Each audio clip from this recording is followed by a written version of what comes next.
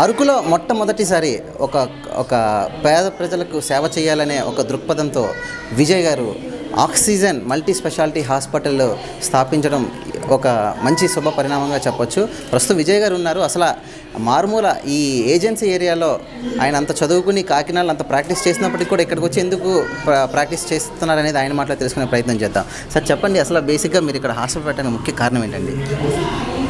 ముఖ్యంగా ఈ గిరిజన ప్రాంతంలో ఆరోగ్యం కానీ ఆరోగ్య విద్య కానీ అందుబాటులో లేదు. ఈ అందుబాటులో లేకపోవడం వల్ల చాలామంది తమ యొక్క ప్రియమైన వారిని కోల్పోయారు. అలాగే నేను నా యొక్క స్నేహితుడు గొల్లూరి హరి, అతను చనిపోయిన తర్వాత నాకు తీవ్రమైన ఆలోచన మొదలైంది. అసలు ఈ చావలసిన చావు కాదు, కానీ అతను చనిపోయారు, దీన్ని మనం నివారించలేమా అన్న ఆలోచన నాకు ముందే రేకెత్తింది. అతని ఆలోచన ఎప్పుడు కూడా మా హాస్పిటల్ ఒకటి పెట్టాలి, అరకులో ఒకటి పెట్టాలి. అసలు చాలామంది గిరిజన ప్రాంతం నుండి దిగువ ప్రాంతాలకు వెళ్ళి ట్రీట్మెంట్ తీసుకోవాల్సిన పరిస్థితి. అయితే ఈ ట్రాన్సిట్ టైంలోనే చాలామంది తన యొక్క ప్రాణాలు కోల్పోయారని తెలిసింది. నేను కూడా ఇక్కడ 2013లో వర్క్ చేశాను. 1 year వర్క్ చేస్తున్నప్పుడు కూడా నా యొక్క అనుభవాలు కూడా ఇక్కడ ఒక హాస్పిటల్ ఉంటే మంచిది అని నాకు చాలా దారుణమైన, లేకపోతే చాలా తృప్తంగా ఉండేది. ఇక్కడ ఎక్కువ మెటర్నల్ డెత్స్, ఇన్ఫాంట్ డెత్స్ ఎక్కువ నమోదయ్యేవి. దాన్ని తగ్గించాలంటే ఒక హాస్పిటల్ అవసరం అనేది నాకు చాలా అనిపించింది. 2019 COVID-19లో మా ఫ్రెండ్ తన యొక్క ప్రాణాలను కోల్పోవడం కారణం ఆక్సిజన్ లేకపోవడం. ఆ ఆక్సిజన్ లేకపోవడం వల్ల అతను ఐసీయూలో 16 రోజుల నుండి చనిపోయాడు. ఇటువంటి పరిస్థితి ఇంకెవరికి రాకూడదని నేను మా ఫ్రెండ్స్ అందరితో కలిసి ఈ మారుమూల ప్రాంతంలో ఆయన ఈ గిరిజన ప్రాంతాలకు సేవ చేయాలని ఆక్సిజన్ అనే పేరు పెట్టి ఈ హాస్పిటల్ స్టార్ట్ చేయడం జరిగింది. సార్ చెప్పండి, మీరు వైఎస్ఆర్సీపీ యూత్ ప్రెసిడెంట్గా ఉన్నారు. మీ సహాయ సహకారాలు ఈ హాస్పిటల్కి ఏ విధంగా ఉండబోతున్నాయి ఫ్యూచర్లో? ఇట్స్ ఖచ్చితంగా అండి, because it's a great initiative. మనం చూస్తుంటాం మన ఏజెన్సీ ప్రాంతంలో, ముఖ్యంగా మన విశాఖ జిల్లా ఈ 11 మండలాల్లో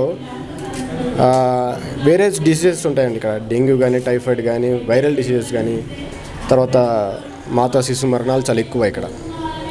సో ఇలాంటి ప్రైవేట్ హాస్పిటల్ ఫస్ట్ టైం మా ఏజెన్సీలో పెట్టడం నిజంగా చాలా అభినందనం. మోరోవర్ డాక్టర్స్ అందరు కూడా చాలా యంగ్స్టర్స్ ఉన్నారు. వేరేగా పనిచేసి ఎక్కడెక్కడ ఎక్స్పీరియన్స్ ఉన్నా సరే ఖచ్చితంగా ఏజెన్సీలోనే పనిచేయాలి. ఇక్కడ మనకి ఇన్కమ్ కాదు, వాళ్ళ సర్వీస్ ఎక్కువ అని సర్వీస్ మోటోతో వచ్చినందుకు నిజంగా డాక్టర్స్ అందరూ కూడా అప్రిషియేట్ చేస్తున్నాము. మోరోవర్ మన ప్రభుత్వం నుంచి మేము కూడా వీళ్ళకి ఏ సహాయ సహకారం కావాలన్నా ఖచ్చితంగా అందిస్తాము. వీళ్ళు చేసే సర్వీస్ కూడా నిజంగా చాలా గ్రేట్ అండి. ఎందుకంటే మన ఏజెన్సీలో అసలు ఉండాలంటేనే కింద చదువుకున్న వాళ్ళు, యూత్ అనేవారు కింద నుంచి చదువుకుని పైకి వచ్చి ఉండాలంటే చాలా ఇబ్బంది పడతారు. అలాంటిది ఇక్కడ పర్మనెంట్గా ఒక హాస్పిటల్ క్రియేట్ చేసి ఇక్కడే మన ఏజెన్సీ వాళ్ళతో ఉండాలి అంటే చిన్నప్పటి నుంచి వీళ్ళు చూసుంటారు మా ఏజెన్సీలో ఎన్ని కష్టాలు ఉంటాయి ఎలా అనేది. సో అవన్నీ వీళ్ళు అర్థం చేసుకొని ముందుకు వచ్చి మా వంతు మేము సహాయం చేస్తామని చెప్పేసి ఈ హాస్పిటల్ పెట్టడం అనేది నిజంగా చాలా గ్రేట్ అండి. అండ్ నాకు చాలా సంతోషం, అందరూ కూడా మా పెద్దబెల్లి మండలం ఉండడం, మా రిలేటివ్స్ ఉండడం నిజంగా మేము చాలా గ్రేట్గా ఫీల్ అవుతున్నాం. షూర్ ఖచ్చితంగా it will take big blast అని చెప్పొచ్చు. ఎందుకంటే చాలా సర్వీస్ ఇస్తుంది మన గవర్నమెంట్ హాస్పిటల్. ఇందాక చెప్పాను, ఎమ్మెల్యే గారితో, కలెక్టర్ గారితో, పిఓ గారితో మాట్లాడి ఇఫ్ పాసిబుల్ రెండు కూడా కొలాబరేట్ చేసి, ఇక్కడ డాక్టర్స్ 7 members ఉన్నారు కాబట్టి వీళ్ళకి కూడా అక్కడ ఏదైనా మనకి ప్రభుత్వ హాస్పిటల్ ఏమైనా హెల్ప్ఫుల్ కావాలన్నా సరే మన ద్వారా వీళ్ళ ద్వారా కూడా సర్వీస్ అందించడానికి మేము ప్లాన్ చేసుకుంటున్నాం. అండ్ మోరోవర్ ఇందాక మా డాక్టర్ గారు చెప్పాము, పేషెంట్స్తో కొంచెం మనం నీట్గా ఒక ప్రేమ, ఒక మంచి రిలేషన్షిప్ వాళ్ళతో పెడితే వాళ్ళే 10 మందికి చెప్తారు. ఇంకా చాలా డాక్టర్స్ చూస్తారు. ఎందుకంటే మనకు మెడిసిన్ అవసరం లేదండి. ఏదైనా ఒక పేషెంట్కి ఏదైనా బాగాలేదంటే ఫస్ట్ మన మాటల దాకా 50% క్యూర్ అయిపోతుంది.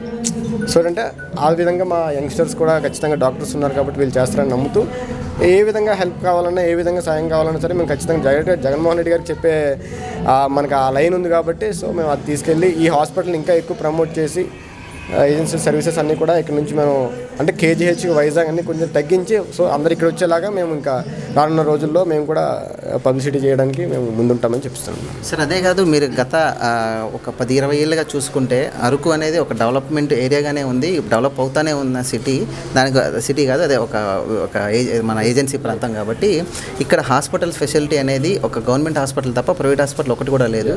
ఏ ఎమర్జెన్సీ అయినా అయితే నర్సీపట్నం ఆరు విశాఖపట్నం కేజీహెచ్ ప్రైవేట్ హాస్పిటల్ మీద డిపెండ్ అవ్వాల్సి వచ్చింది. అలాంటి తరుణంలో ఈ ఆక్సిజన్ హాస్పిటల్ అనేది మీ ప్రజలకి ఏ విధంగా ఉపయోగపడుతుందని మీరు భావిస్తున్నారు? చెప్తున్నాను కదండి, ఎందుకంటే ప్రతి ఒక్కరు ఆ ఏజెన్సీలో ఇక్కడ మేము బతికే అనేది డిఫరెంట్గా ఉంటుంది. ఇక్కడ ఉన్న అట్మాస్ఫియర్ కానివ్వండి, అక్కడ ఉన్న పరిస్థితులు కానివ్వండి. కిందకి ఇప్పుడు అతనికి ఎంత పెద్ద జబ్బు వచ్చిందని తెలిసినా సరే వెళ్ళి అడ్మిట్ తీసుకెళ్ళి కేజీహెచ్లో డ్రాప్ చేస్తాం.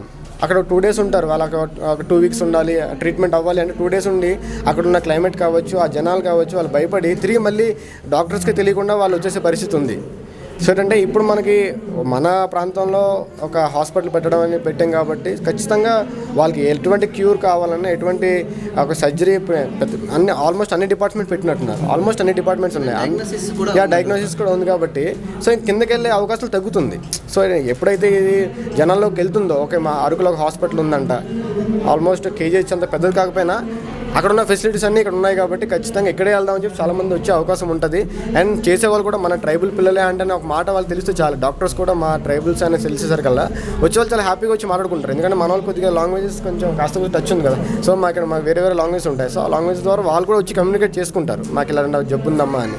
సో అన్ని విధాలుగా బాగుంటుందండి. ఎందుకంటే కిందకి వెళ్ళే ఆ టైం కానివ్వండి, ఆ డబ్బులు కానివ్వండి, ఆ డేస్ కానివ్వండి అన్నీ తగ్గి అన్నీ మన ఏజెన్సీలో ఉన్న హాస్పిటల్ ద్వారా మనం oxygen the breath of life ఆ లైనే చాలా ఇదిగా ఉందండి. ఎందుకంటే ప్రతి ఒక్కరు తెలుసు మొన్న కోవిడ్ టైంలో మనం ఎంత ఇబ్బంది పడ్డాం అనేది.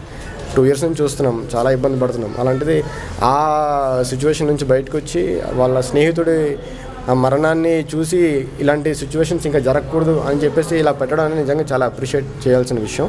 And we will support this organisation and this hospital in whichever they want. సరే, ఎలా పక్కనే ఉన్నారు కాబట్టి ఈ అరకు అనేది గత 2 సంవత్సరాలుగా మేము కూడా అబ్జర్వ్ చేసింది ఏంటంటే హోటల్స్ కానివ్వండి, ఇన్ఫ్రాస్ట్రక్చర్ కొంచెం బాగా డెవలప్ అయినట్టు మాకు అనిపించింది, మా మీడియాకు కూడా. కానీ కొంచెం రోడ్ కనెక్టివిటీ అనేది కొంచెం బాగా బాగాలేదు సార్. దీని మీద ఏమన్నా మీరు యాక్షన్ తీసుకునే పరిస్థితులు ఉన్నాయా? అంటే అవుతుందండి. ఇప్పుడు చూడండి, అంటే హాస్పిటల్ విషయం చెప్పారు. ఇప్పుడు మనకి ప్రైవేట్ హాస్పిటల్ ఒకటి వచ్చింది పాడేరులో, గవర్నమెంట్ హాస్పిటల్ ఇప్పుడు కొత్తగా బిల్డప్ అవుతుంది.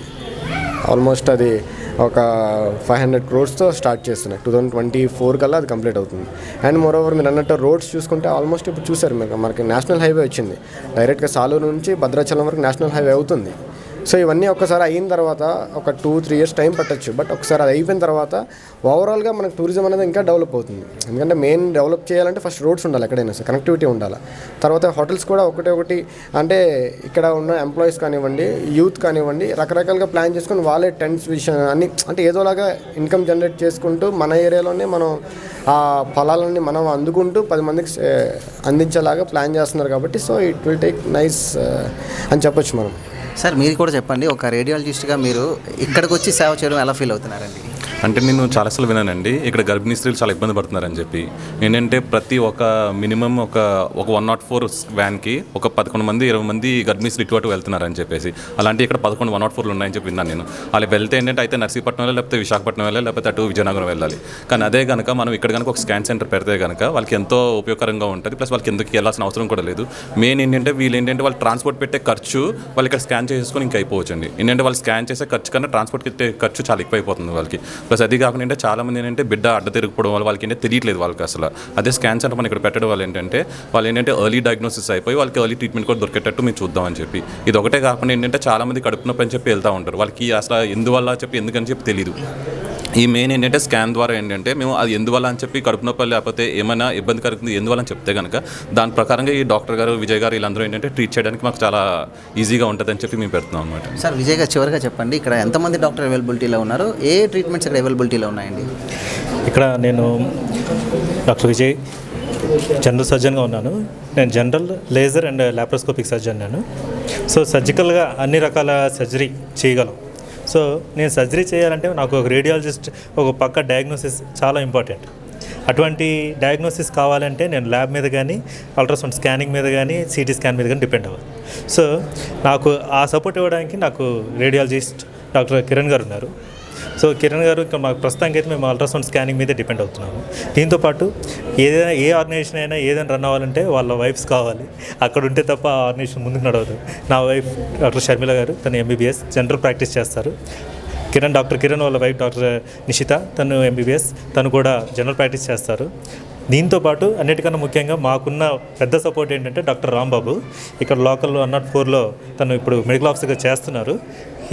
అతను ఇక్కడ ఉన్న లోకల్ డిసీజెస్ కానీ ఇక్కడ లోకల్ ఉన్న పీపుల్తో కానీ ఎలా కమ్యూనికేట్ చేయాలి ఏంటి అనేది మేమందరూ ఇక్కడ వారు అయినా అతను ప్రస్తుతం అతను ఇక్కడ చేస్తున్నాడు కాబట్టి అతనికి కొన్ని అడ్వాంటేజ్ ఉంది. మేమందరూ కలిసి అన్ని general come surgical and diagnostic services ఇవ్వడానికి ముందుకు వచ్చాం. దీంతో పాటు ఇంకోటి ఏంటి టెలికన్సల్టేషన్.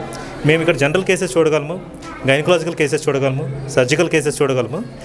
మేము చూడలేనివి అంటే ఎక్కడైతే మాకన్నా ఎక్కువ ఎక్స్పర్ట్ ఒపీనియన్ కావాల్సి వస్తుందో ఓన్లీ విజిటింగ్ చేయాల్సి వస్తుంది. దానికి వాళ్ళేం ప్రొసీజర్ చేయరు, కానీ అది కావాలంటే టెలికన్సల్టేషన్ కావాలి. సో టెలికన్సల్టెంట్స్ మాకు న్యూరాలజిస్ట్ ఉన్నారు, కార్డియాలజిస్ట్ ఉన్నారు, నెఫ్రాలజిస్ట్ ఉన్నారు అండ్ న్యూరాలజిస్ట్ కూడా ఉన్నారు. సో మేము ఇక్కడ కనిపించేది 5 డాక్టర్స్ అయినప్పటికీ మేము ఇచ్చే సర్వీసెస్ మాత్రం అన్ని వింగ్స్లో ఉన్నాయి. సార్ ఇక్కడ ప్రైజెస్ ఏ విధంగా ఉండబోతున్నాయి, లేకపోతే ఇక్కడ ఇంకా పేషెంట్స్కి ఏ విధంగా ట్రీట్ చేస్తారు?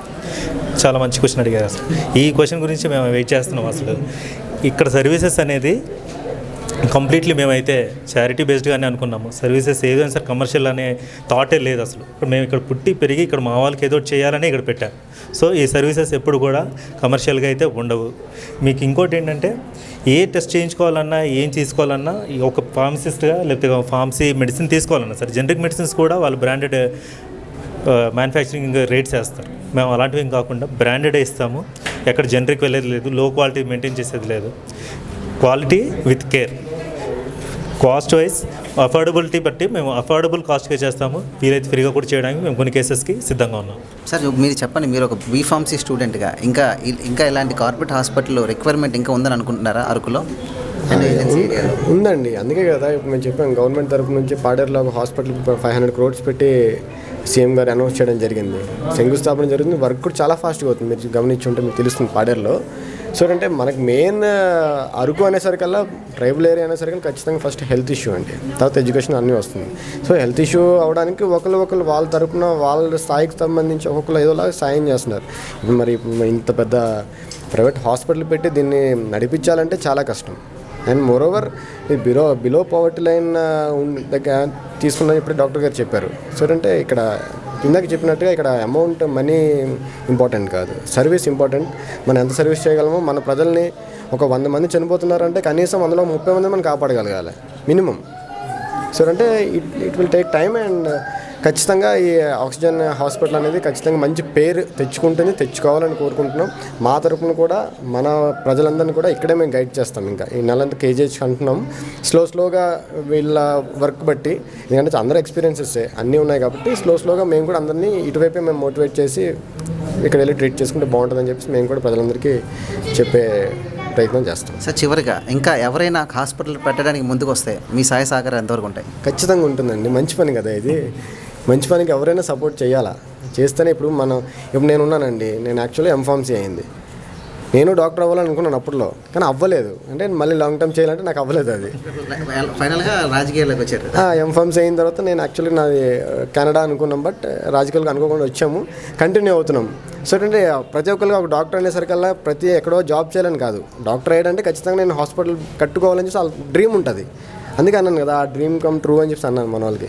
సో దీని ద్వారా వాళ్ళ డ్రీమ్స్ని, మా ఏజెన్సీ ప్రజల్ని మ్యాక్సిమం సర్వీస్, వాళ్ళకి అట్మోస్ట్ సర్వీస్ ఇచ్చి వాళ్ళని సేవ్ చేస్తూ ప్రతి ఒక్కరి దగ్గర మంచి బ్లెస్సింగ్స్ తీసుకుంటే వీళ్ళే ఇంకా పై స్థాయికి వెళ్తారని నేను ఆశిస్తున్నాను.